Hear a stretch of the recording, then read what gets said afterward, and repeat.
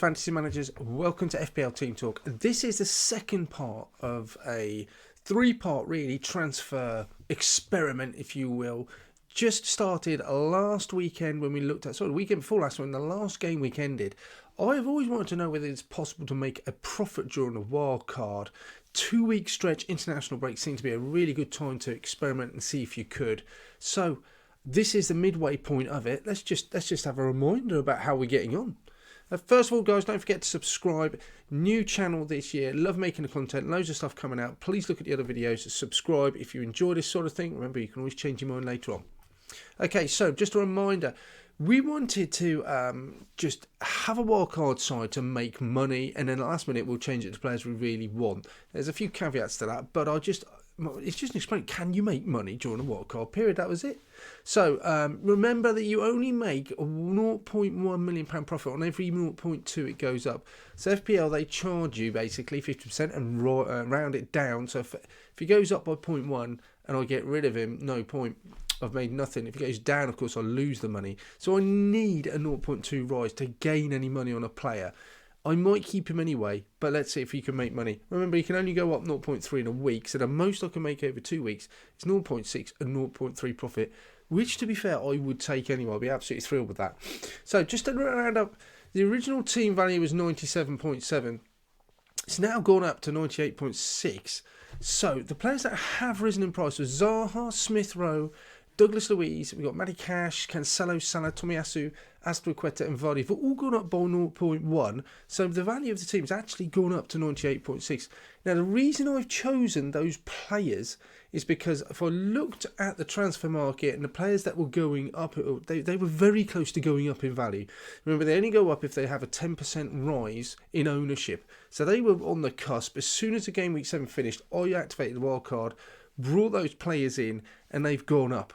So those players were the ones that were just about to go up anyway. The only one I changed, and there was a reason for that, was Livramento's 4.2. He was very close to going up, as was Thiago Silva.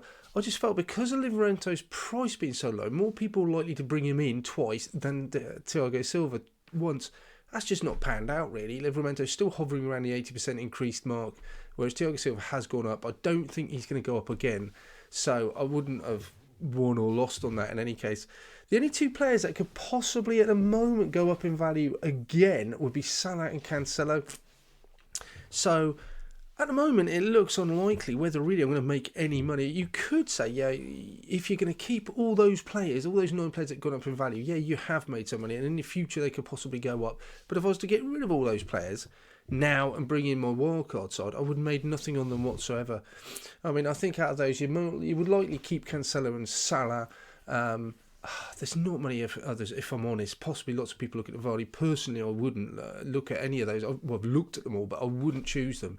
So, at the moment, as a conclusion to this, if we had a look at, I might make 0.2 at best. If Salah and Cancelo goes up, then I would make 0.2.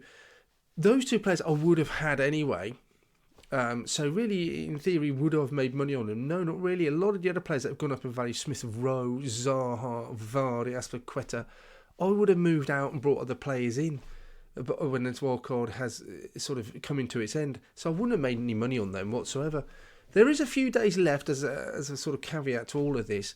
I'm expecting more people to activate their wildcard, and therefore lots of players will come in, and there'll be maybe a frenzy of trading in the last few days. That's maybe what will happen. This is an experiment. This is the first time I've looked at it in this much detail. And if anything, I just want to learn when I do my next wildcard, because I've already activated mine for week 7, after Christmas, whenever it's going to be. Is it a possibility of just picking those players that are about to go up in value and just bringing them in, and then losing them at the end of the wildcard week and bringing in a real side? Could I make money of that? If I could make 0.3, 0.4, it's worth doing. At the moment, I'd say no, it doesn't look likely that's going to happen. But there's a few days left, so let's see. Maybe the activity in the market will go bananas. I don't know. But at the moment, as an experiment, it just doesn't look as though really you can make money. It may be as well that this international window wasn't as productive as a normal one might be. The reason for choosing this international window is obviously it's 2 weeks.